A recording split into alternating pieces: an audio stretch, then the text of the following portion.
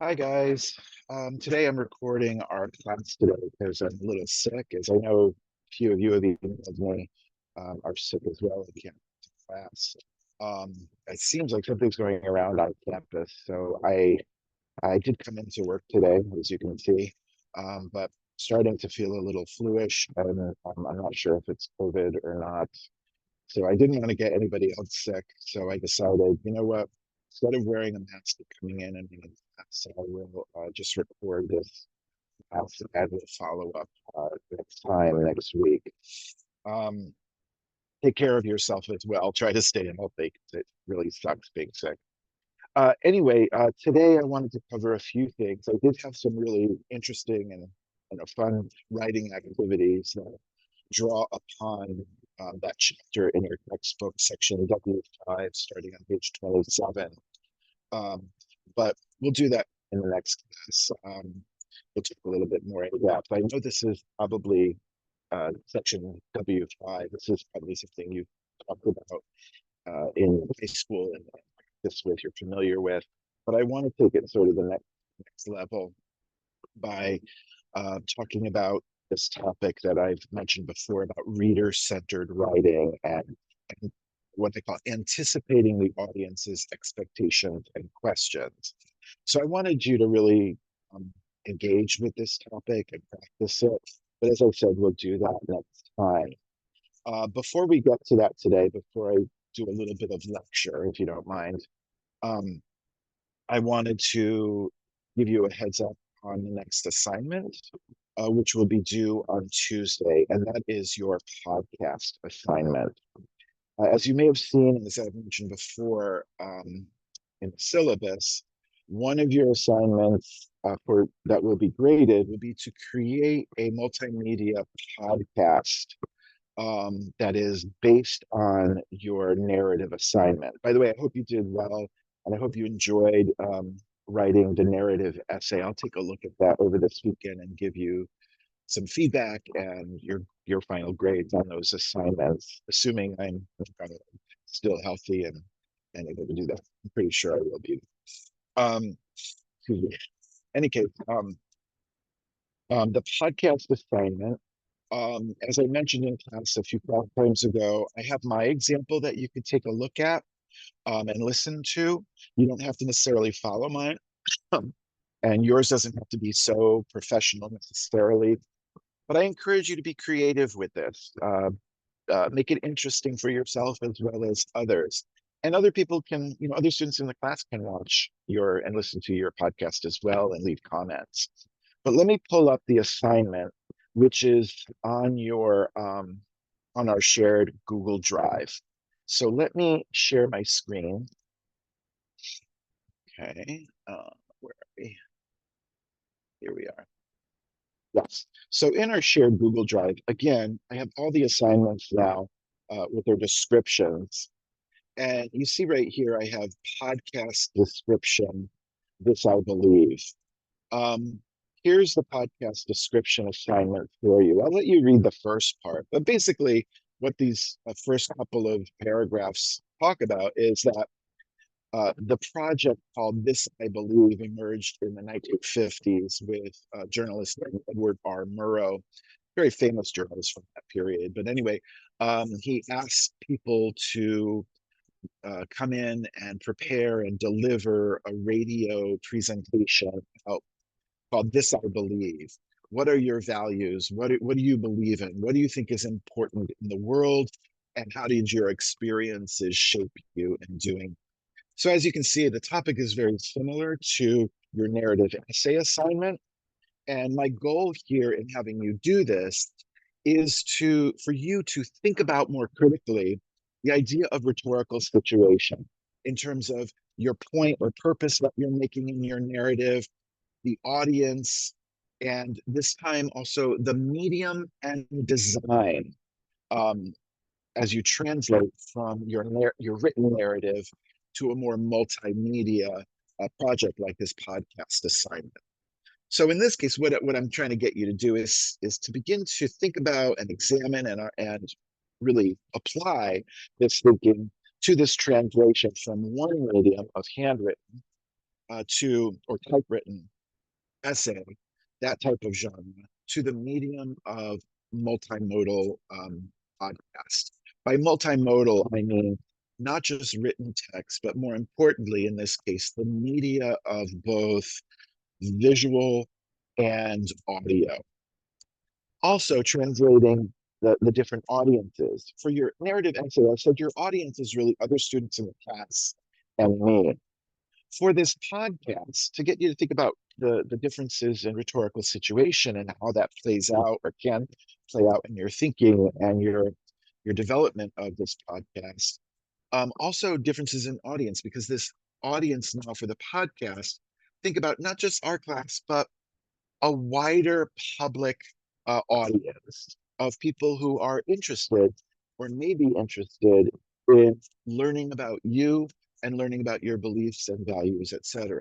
So think about how to translate that. Also think about the time period, right? Or the amount of time you really have to translate the written document to a shorter audio recording with a visual, and both are required, the audio and the visual. So that's your assignment. It's due for Tuesday. And here are the instructions on how to do it, along with, as I said before, my example, if you haven't seen my example before. So I give you some questions to think about here in the second paragraph. And in the third paragraph, it says, in considering these questions, your objective in this podcast assignment, as I said, is to translate and condense your narrative essay for this class into a podcast, 2 to 3 minute recording, posted on our class Padlet page. If you're not familiar with Padlet, it's just Padlet is a free vlogging website where you can post your videos, you can post pictures, you can post links to YouTube or to websites, you can upload documents, all of these different things. And to find that page, I have the link right here. If you go here, you can see, boom, there's our Writing 001 This I Believe podcast. And if you click on mine, I included my picture. That's your visual, right? And I included a link right here to my podcast, which I call Learning to Be Me, right? So I click here, see if it works. I'm not sure if you can hear this or not, right? I may not have activated. I didn't activate the sound for you to hear it, but I can hear it. You'll be able to hear it if you click on that link. So how do you do this? Well, there are different ways you can do it. And as I said, you can be as creative or complicated or as simple as you want. I'm not looking for professional necessarily. I'm looking for your ability to translate and reflect on these questions of rhetorical situation from a narrative essay to the podcast. But the easiest way to do this is just to click down here. And I made this kind of interesting. You can type in where you're from, right? Like I'm from Meriden, Connecticut, a little small town in Connecticut, right? And then it'll put a little box like mine, as you see here, in that area on the map, right? Or you can do it that way, or you can just scroll out and find your place and then click on the location on the map. In either case, you'd want to start by, after you pick a location, drag and drop. Let's just say there, for example. Choose. Then you can choose a picture, like here, that you might have of yourself or something else. Try to choose a picture that characterizes kind of the content of your podcast. It might be a picture of yourself like I did, or a picture or a drawing of the topic that you're talking about, to give your reader, like the title that you choose, to give your reader kind of a clue as to the content and your point in your podcast, right? Choose the picture. You can even video record or audio record from here. It'll ask you, um, the platform will ask you to allow it to access your microphone, your built-in microphone and your built-in camera. Um, for example, audio record, and then you can start recording. La la la la la la la. Right? You can stop it. You can play back and save or discard and restart. Just going to do that. You can listen to it. If you want to save it, you save it here. Then give it a title. Maybe write your title down here. And you can also upload the picture as well. Remember, you need both the picture and the audio. Let me get out of that and delete it. That's probably the easiest way. If you don't have a built-in camera and a microphone, most people do, you could do it on your cell phone, your smartphone, or some other platform and link it to here. Maybe you have a YouTube account, you want to create it, you put it on your YouTube account and link it here. Put a link in here to your YouTube video and audio. You can post it somewhere else on the Google Drive, as long as you give permission for anyone to access it. Or as I state in the instructions to the podcast, you can put it in your student folder, your recording in the student folder, which is what I did, and then provide provide the link down at the bottom. Like here, you can insert the link here. So the instructions for this assignment, as I said, are in the assignment folder, and you have my example. It's pretty open assignment in what you want to do here.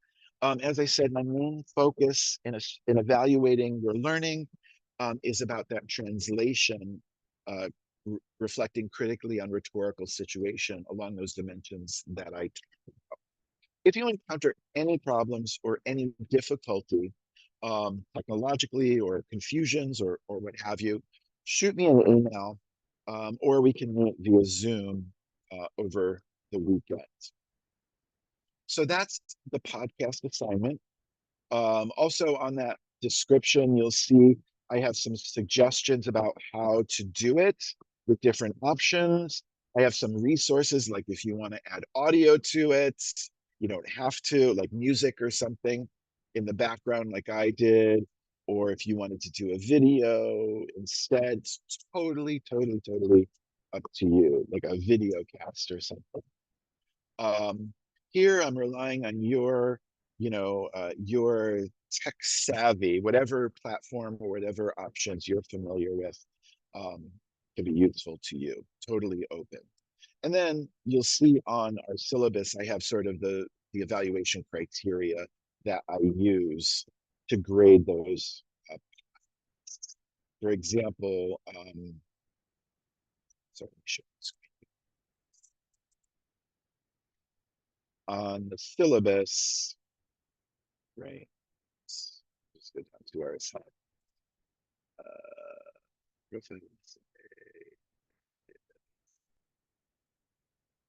Say I use the same sort of evaluation for that podcast as well.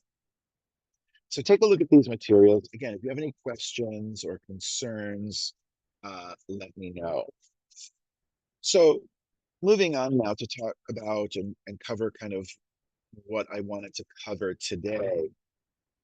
Give you a little orientation first. We're moving in this class now in week 4 and into week 5, 6, and 7, although we're about a day behind in the weekly calendar. We're moving into module 2 of our class. And in module 2, it's talking about analyzing and evaluating community. So we talked about community, discourse, and community, that use notion we talked about in the article. We looked at examples of identity and community, and we worked on your narrative essay. Now we're moving to a more formal type of essay writing and a bit more higher level critical thinking in this respect in terms of rhetorical situation. But still, we're going to apply this knowledge of reader-centered writing to prepare you for that next essay, which I'll talk about in a few more classes.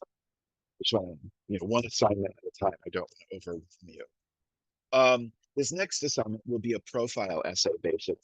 The profile essay means you're going to have to interview someone in the Lehigh community, evaluate or analyze community, and evaluate that community in terms of a few criteria. But again, I'll talk more about that as well. But this is going to be a little bit more formal essay that will require you to begin thinking about things like arguments, claims, thesis, supporting evidence, incorporating primary sources like interview quotations, etc., as well as perhaps some outside secondary sources like article from the newspaper, things of that nature. So this is the next step in our class in this second module, a little bit more formal, as I said. The shift in mindset, as I mentioned before, is to reader-centered writing. So I want to go now to my slides for today and pick up on some of the ideas that were addressed in section W5 in your course textbook. So let me pull up our slides. Sorry, second. Oh, this code is terrible.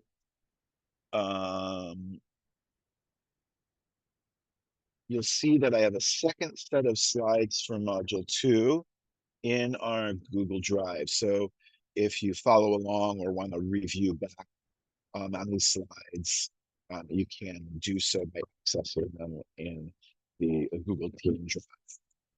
So module 2, week 4 through 7, analyzing and evaluating community or social studies.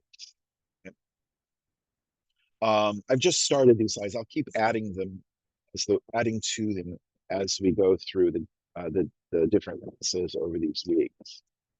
Now, one key thing that with academic writing that's a little bit more formal that you may be familiar with and you may have heard of before in terms of meeting audience expectations with regard to essay and paragraph organization. Maybe you've heard in high school or in middle school or something called the hamburger analogy, right? Let's see this clearly. The hamburger analogy. Sometimes it's called the sandwich analogy. This is sort of a kid's way of understanding essay organization, right? Where they say organizing an essay and organizing paragraphs is kind of like a hamburger or a sandwich. As I said, it's kind of a kid's, a little bit overly simplistic, and I'll expand on it and advance it a little bit to suit your needs and your level of writing. But be that as it may, I think this starting point is good to start off with because in US academic writing, it's sort of the formulaic, again, overly simplistic, but formulaic set of expectations at the sort of basic level, right? So how is essay organization like a hamburger? Well, you want to engage your reader. You want to help your reader through each step to focus on what your point is and to read through your essay in a very fluent, logical, and cogent manner. That is, you don't want your reader to at any point say, I don't get what the point here is. Or you may have heard teachers say about your writing, or you're straying off the point here. Or I don't know how this connects to this. Or why did you order your paragraphs in this way or that way? It doesn't quite make sense or seems disjointed, right? These are all aspects of a reader-centered perspective on essay organization and paragraph organization. So how is essay like a hamburger in this respect? Well, you have the introduction, which is kind of the top bun, and the conclusion is kind of like the bottom bun, right? Where you, in the introduction, generally start general to specific. That is, you start with general background information, um, slowly narrowing down in the introduction to your thesis statement or argument claim. I'll talk about in a future class, what do I mean by argument claim and what is an argument? But for now, I'll just say thesis claim or argument claim to kind of mean the same thing. In your previous writing courses, you probably heard the term thesis statement. I want to explode that term thesis statement um, because now you're moving on to more advanced writing, but I want to talk more about argument and claim, which will be part of writing two as well, that, but in more depth. But in any case, with the introduction, the idea is you go from general background information to specific thesis statement. Why? Well, because generally speaking, in academic writing, you want to engage your reader in an academic conversation. Certainly a conversation between you, the writer, and them, the audience. But that conversation is situated in rhetorical context. That is, you can't just talk about anything. It has to be situated within an already existing conversation of other people, a community, right? So if you're writing an engineering paper, what have other people said? Or what are some topics that are of importance, that are timely and interesting, that you, as a sort of background to your thesis claim. In this sense, then, you want to introduce, right, introduce your reader to that conversation so they have the background knowledge to interpret your claim. So, you might talk about what the general issue is in the world, how people have talked about it, what are some different sides of it, what are some examples, but do so in a very brief manner. Then you say, well, what is your position or your claim with regard to what other people are saying?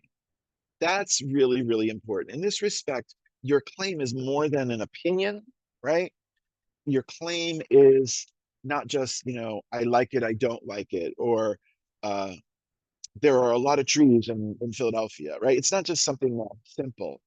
It is a stance or a position, an assertion about that background conversation, what other people are saying, or what's happening in the world or in a particular community. So in this sense, then, rhetorical situation involves having that conversation with the reader, but also engaging that reader and you with a larger conversation that is already ongoing.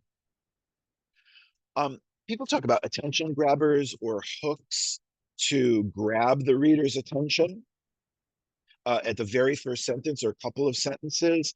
So examples that you may have learned are like starting with a story that illustrates or exemplifies your topic and leads to very logically to your main point or your thesis statement.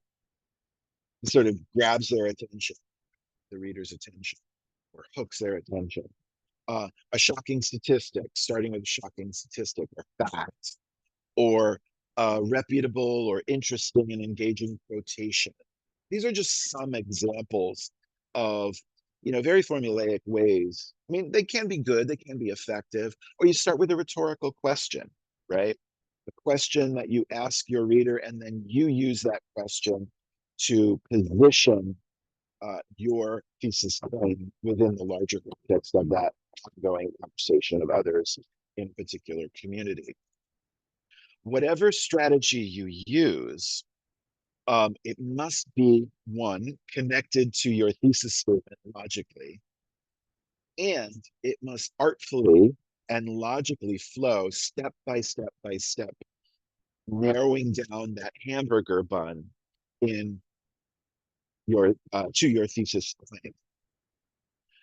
Should your introduction be one paragraph, two paragraphs, three paragraphs?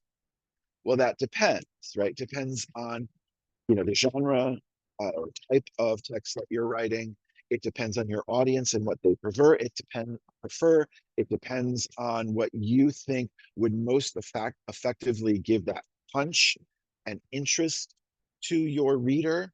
These are all rhetorical choices that you can make. You don't want to delay the thesis claim too long in the introduction, because your reader might be like, okay, well, what's the point? Let's get to the meat of it. Let's get to the ingredients the um, of the hamburger, right? Do you have to put your thesis statement in the introduction at the end of the first paragraph? That's the formula, right? That's the SAT formula, if you will. No, you don't.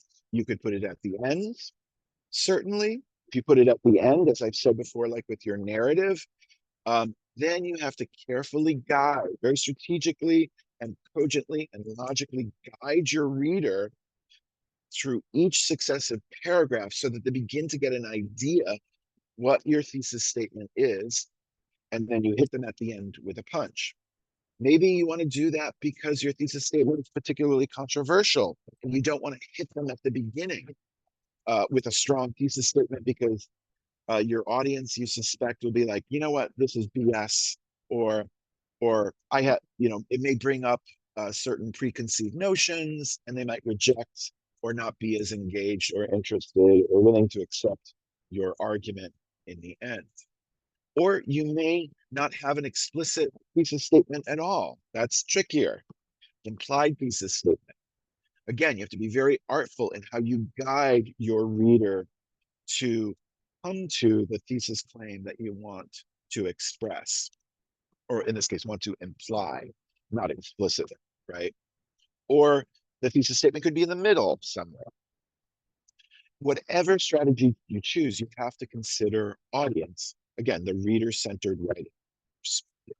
Get out of your own head, right? At some point, and think from the reader's perspective. What do they know? What do they prefer?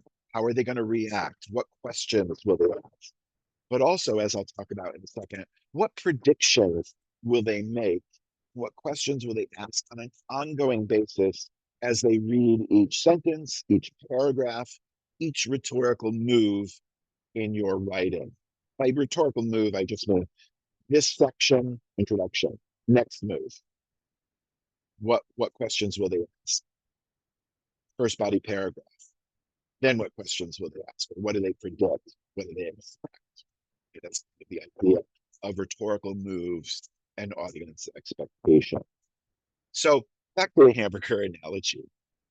I say of your introduction, the conclusion, again, in the formulaic, overly simplistic model, the conclusion is sort of the mirror flip of the introduction. While the introduction starts from general, goes to specific with the thesis claim, the conclusion in this formulaic model goes from specific to general and repeats in different words, recontextualizes the strategies and information you used in the introduction. So start with restating the main points. In conclusion, in sum, blah, blah, blah. I mean, again, that's overly simplistic and formulaic.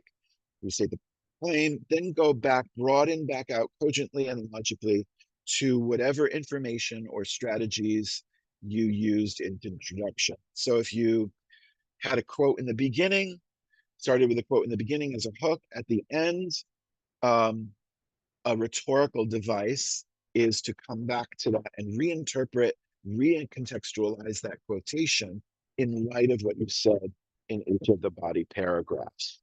Again, in different words, don't just repeat the same words, but rethink it, recontextualize it. I always say, ask yourself as the reader's question, okay, so what does this all mean? Why is any of this important? Why should I care? How does this apply to the real world? What are the implications? These are just some suggestions for broadening out to wrap it up and restate your topic and bring your essay to a soft landing in the end. Don't just abruptly end. Each of your body paragraphs in the hamburger analogy are like different paragraphs, or at least rhetorical moves. Body paragraph 1 could be a rhetorical move. Body paragraph 2 could be the next rhetorical move, or or one rhetorical move could be 2 paragraphs. A couple things to consider is one, what should each of those paragraphs be about, and how can you make them connect logically and coherently to your thesis claim and introduction? And two, how do you make the cohesive flow from paragraph to paragraph so that your reader can very clearly follow your logic in the overall organization of your paragraphs? That is, how do you order those paragraphs? These are really difficult questions sometimes, and there are many different options that we'll talk about, right? Um, in terms of each paragraph, you may have heard paragraph or 2 paragraphs have topic sentence, supporting example details, and concluding sentence. That's body paragraph or next rhetorical move, topic sentence, blah, blah, blah, same thing, right? What is key here, again, you don't have to exactly follow that. Maybe the topic sentence comes at the end of the rhetorical move or at the beginning. What's important, though, is that it coheres and is focused. By coheres, I mean it should follow the main point and focus of your paragraph or rhetorical move should follow very logically for the reader from your thesis claim, from your introduction. So after your introduction, your reader might have a question or an expectation of what's coming next. You address that expectation. Example, your thesis claim is cats make the best pets. Okay. After reading that, your audience will have an expectation that you can guess, depending on who you see them as, who they are, what their preferences are, but also what type of text it is, right? If it's a research report, like an experimental study versus a humanities essay, an argumentative essay, etc. If it's an argumentative essay like this one, where there's an argument claim that you are developing, cats make the best pets, audience will read that. The audience likely will say in their heads or ask in their heads, I know what's coming next. This writer is gonna answer this question in the body of the essay, right? How are cats the best pets? Why are cats the best pets? How are they different from dogs? Just some examples. You have to decide as the writer which questions are most important to answer and address, and how do you link it directly to what you think the audience expects, right? Or predicts, right? In this sense, let's take, how are they the best pets? Okay, rhetorical moves. Well, one reason is they are very independent and they take care of themselves. Another reason, next rhetorical move, they're very clean and they're not very, or they're affectionate, but they're not as affectionate as dogs, which is a really great thing. I don't, whatever. I don't want to insult any dog lovers here. I love both cats and dogs, but you get the idea. Keep those reader questions and expectations and um, predictions in your mind. Choose which ones you will address, and then keep going back to that question. If you're going to shift questions to a different question, then clearly signal that you're doing so. This can be done from paragraph to paragraph with transition, right? Transitions are words and phrases like moreover, in addition, however. These are very simplistic ones, certainly. You can use them. People tend to overuse them. You can use more advanced ones as long as they connect back to the thesis claim that you're making.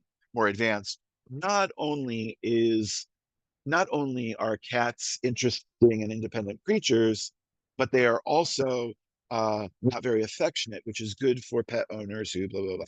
That's like a more complex transition, more detailed, more creative, more grammatically complex, certainly. In this sense, you very explicitly guide your reader from point to point to point, or rhetorical move to rhetorical move to rhetorical move, all connecting back logically and cogently to your thesis claim.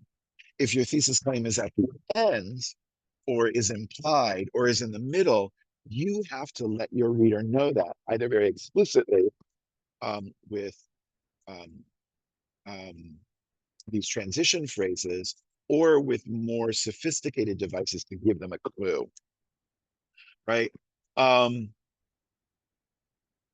Couple things to keep in mind here. One, question, how long should each paragraph should be? How long should each paragraph be? That depends on you and your audience, right? Your paragraph should be focused on one rhetorical move, one main point, again, that relates back to your thesis claim, supports your thesis claim, right?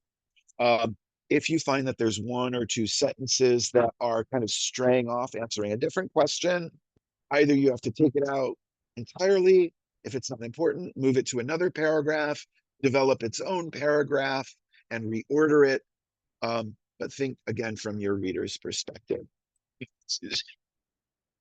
um, this will make it more coherent and more focused. What sometimes happens is student writers will write really, really long paragraphs, and either they start straying off the topic, or there's just straying off the topic, or they start talking about a topic that they'll address later, but is related to that topic.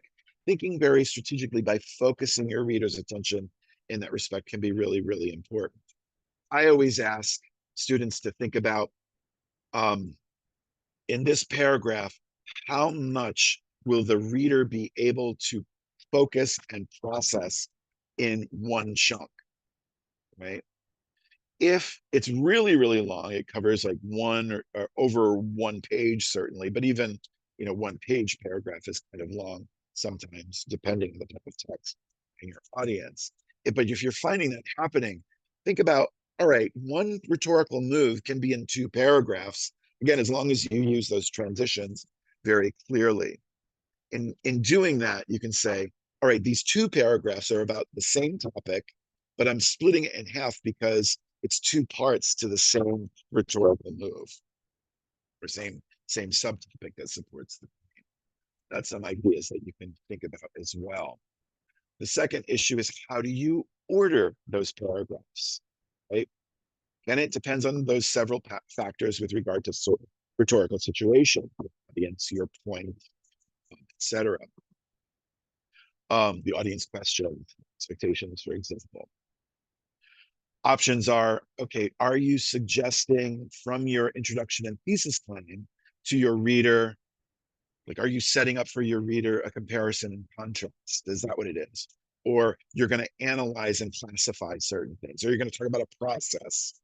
This is kind of some ways of organizing in section W5 in your textbook, starting on page 27, that it talks about, not only sticking to the main point, like we talked about in the hamburger model, but then from there, this is on page 30, different ways of organizing to classify and divide, to compare and contrast, right?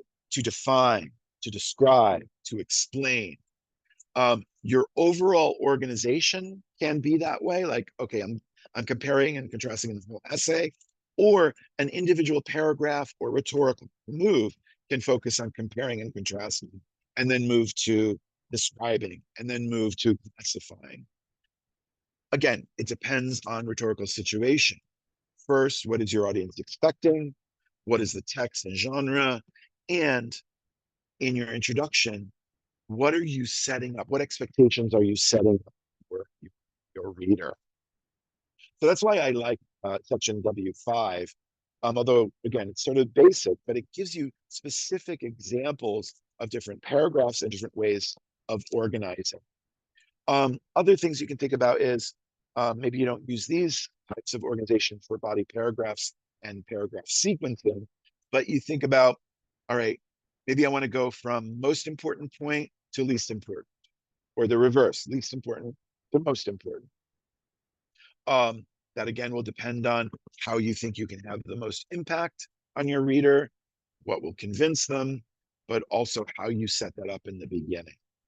Order of importance, order of severity. Like maybe you don't want to hit them with a really strong body paragraph, and you're or more controversial in the beginning, maybe you want to put it in the end, or vice versa. These are rhetorical choices and overall organization that you make thinking from this reader perspective. But I said that this hamburger analogy is a little bit basic. It's high school. It's cute, not only cutesy, but it's overly simplistic and doesn't account for different types of genres, like a lab report versus, an argumentative thesis, as well as it doesn't allow you, it's a bit restrictive. It doesn't allow you to explore your voice and explore different rhetorical choices that might get your purpose across to your reader more effectively. I like to think of the tour guide analogy for writing, because the tour guide analogy, as opposed to the hamburger analogy, is a little bit more complex, as I said, but it allows you to engage your reader in that conversation, right? As I said before, the conversation between you and the writer, but also the conversation between you and the writer and the larger community of topics, timely topics that people are addressing. So that's why I say I prefer a different way to understand academic writing. One that is less restrictive, more complex, and more interactive with an intended audience. Basically, the tour guide, more simplistically, takes that hamburger theory and says, a hamburger analogy, and says, okay, I'm a tour guide in my essay.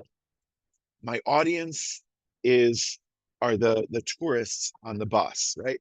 I first have to get their attention, hook some device to say, pay attention to this. This is interesting. You should be engaged, right? Get their attention, get them on the bus, right? Let them know what the topic is, contextualize that topic in the background conversation. Why is all of this important? Give them a little preview. This is what we're going to talk about. And this is what the main point is going to be. Again, this more complex model, that thesis claim about what they're going to see and what they should get out of it can come at the beginning, and the end, or in the middle. This model allows for that creativity and wider rhetorical choices in more advanced ways, as opposed to the hamburger model. One thing in academic writing, in terms of academic conventions, some students will use what I call meta discourse or meta thesis claims. This claim, or my thesis is, or this paper will talk about this. That's a rhetorical choice you can make. Sometimes students overuse it and use it in different genres, different text types for different communities, where it may or may not be effective, and it may or may not be even appropriate, not meeting the audience's expectation. Right? A meta topic like this, where you say, or I am going to talk about, or this paper will address, it's not the same thing as a thesis claim, which may or may not be okay, because you might say, well, what is your point about that? Or next, I want to talk about this. Well, what are you going to say? Give me a preview of that, right? In this way, you can use it, but you have to very artfully use it and not overuse it, right? In an argumentative essay, like a thesis paper for this class, you might try it out, but don't use it in every essay. It's actually often more commonly used in more scientific writing, not using I, but this paper will address the following topics, or a oral presentation in that respect. So it's an option, it's a rhetorical choice, but should you use it? Should you not use it? Think about, again, rhetorical situation. What is your purpose? Who is your audience? What do they expect? How are they going to react to this? Is it clear and focused? Does it establish a clear stance claim? And then how do you follow it up through your body paragraphs? So getting them on the bus, right? Getting their attention, getting them on the bus, focusing their attention, introducing them to the background conversation. Then through, like a bus tour guide, you're pointing out different things on the right, on the left. To your right, you see the Now we're going to see this, right? You're focusing their attention on specific rhetorical moves that are facilitated logically and fluently with transitions or signals, in this case, in the bus tour analogy. Up ahead, we're going to see da da da. Now, I want you to focus on blah, blah, blah, blah, blah, right?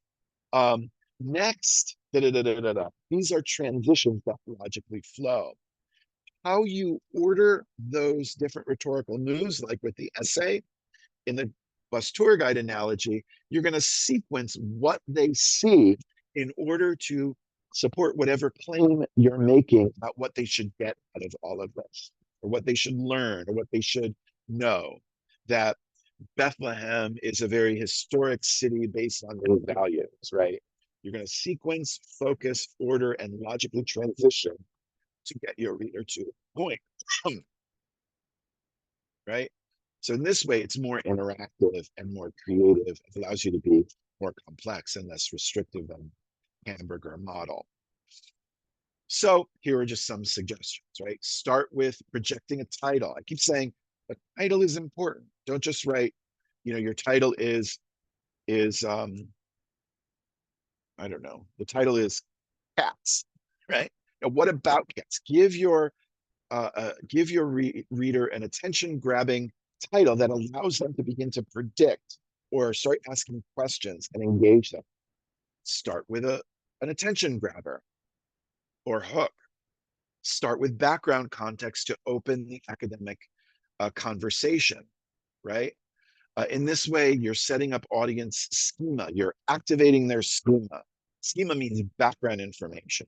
You're giving them a context within which, important context, that they will find valuable and can relate to, and then position your claim within that context.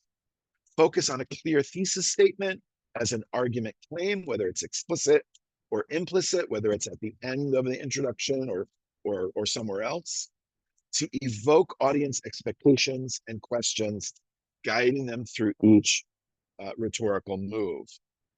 Meet those expectations. Very important. Don't set up an expectation and then not meet it, because that's when the reader, like me, will often, or another teacher will say, I don't get where you're going with this. This doesn't fit. This seems out of place. Don't get your logical transition here, right? Meet those expectations in terms of each rhetorical move focusing on a subpoint related to that thesis claim. The image before, consider the length and order of paragraphs. Question from the reader's perspective, what is easy for the audience to process and follow? Don't make your reader do too much cognitive work, in the sense of, you want them to think more deeply and more critically, but you don't want them to do the cognitive work of trying to figure out, what is he saying, or what is she saying, or how does this make sense? Right? You want to do that work for your readers so that they can focus on those higher order critical thinking skills of, can I analyze this text? Can I evaluate it? Can I use it myself? And can I trust in this argument that this writer is making? Transition logically and clearly between paragraphs, as I said, relate back to the argument claim, guide the reader, and continue to anticipate audience questions, expectations, and responses.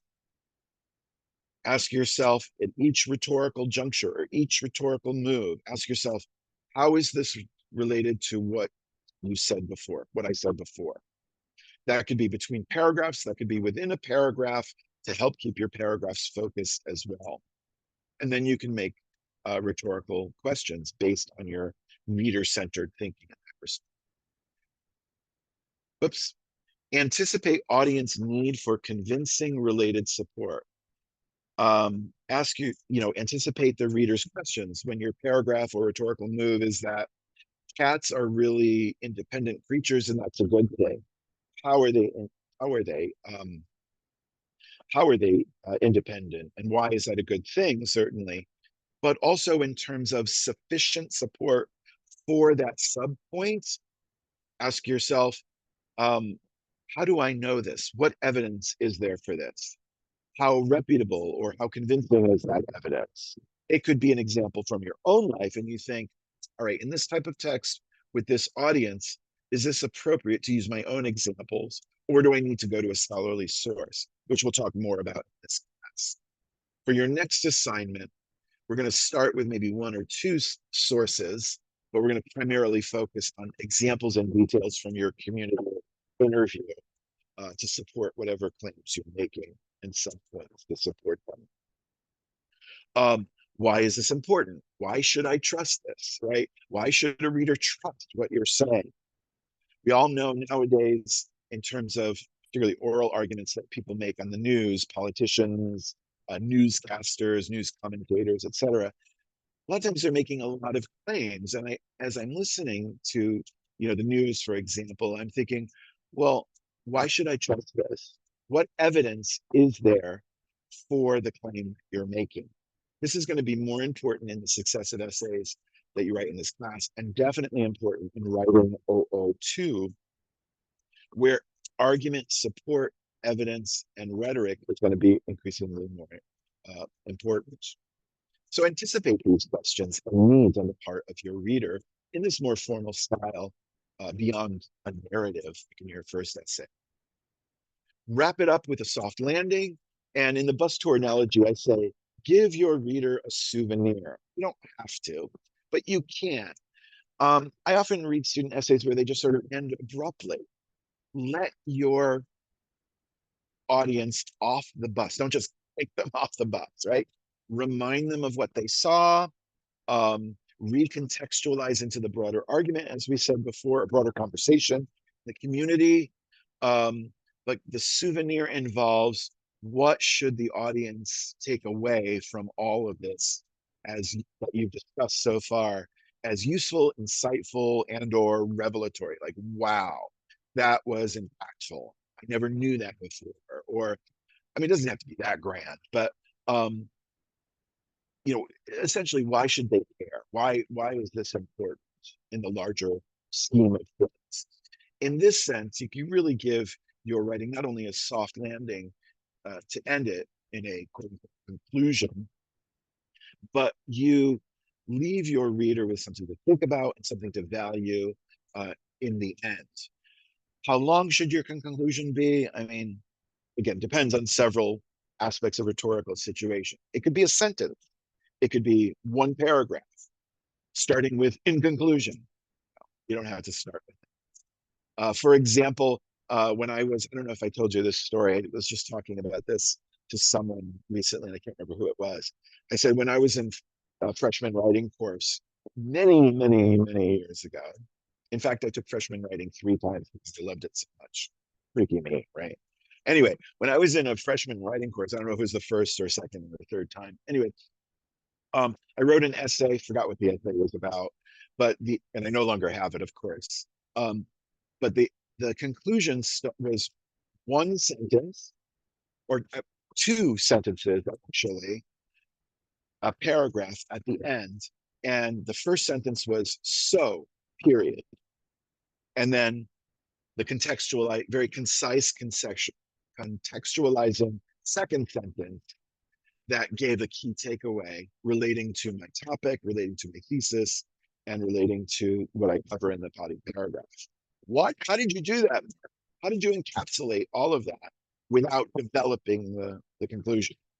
To tell you the truth, I can't remember. But what I do remember is that my writing teacher at the time, I remember the guy, I can't remember his name, probably my age now, but he wrote in the comments, "Wow, what a fantastic, impactful rhetorical choice," or something of that nature. And I think, if I recall correctly, I met with him and he was talking about it. I can't remember. Anyway, upon reflection, I realized a couple things. One, why it was so effective, because it was like this concise punch at the end. And I assume, if I remember correctly, it cohered with what I said before. It was impactful for the audience. But I also thought, will this work all the time? Some readers will say, "Oh no, so is not a complete sentence. It's a grammatical fragment. You can't do that, right? You must use a comma here, or you can't start a sentence with so, or your concluding paragraph needs to be more well developed. And as I developed as a writer and started teaching students over the, several decades that I've been teaching, I think, well, wait a minute. Again, the hamburger theory would say, no, you can't do that. But the bus tour analogy will allow you to consider in a more advanced, more critically thinking way to say, all right, what is going to have the greatest impact on my audience? What do they expect? What are the academic conventions for this particular genre? Um, a variety of other questions that I've suggested with regard to rhetorical situation.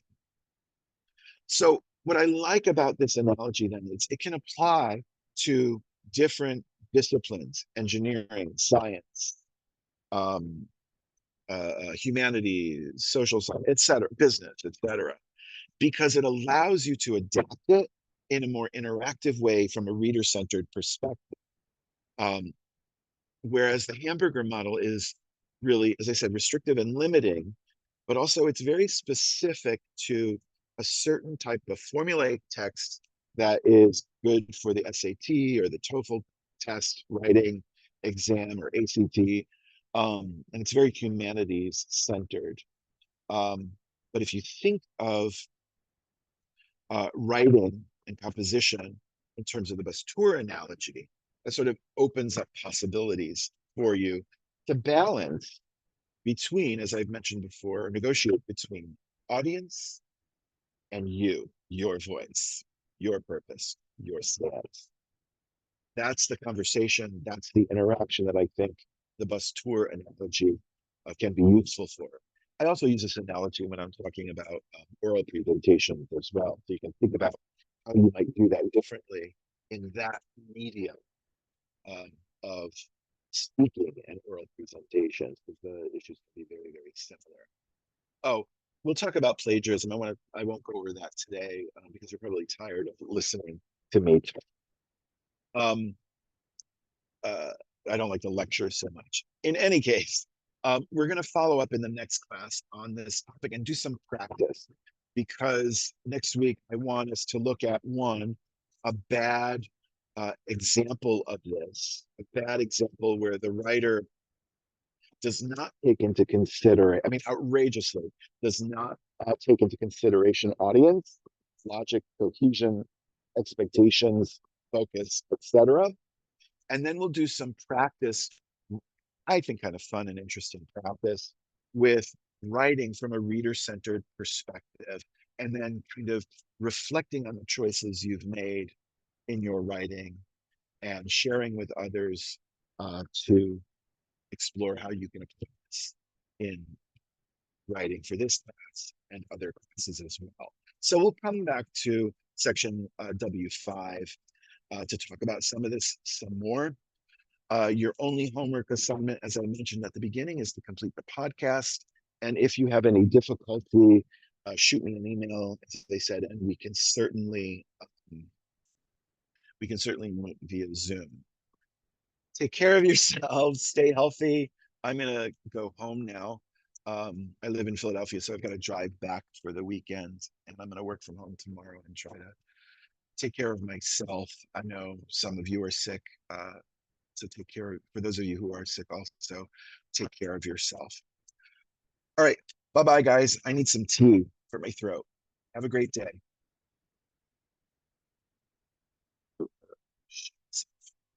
Send this recording to you. How do I start?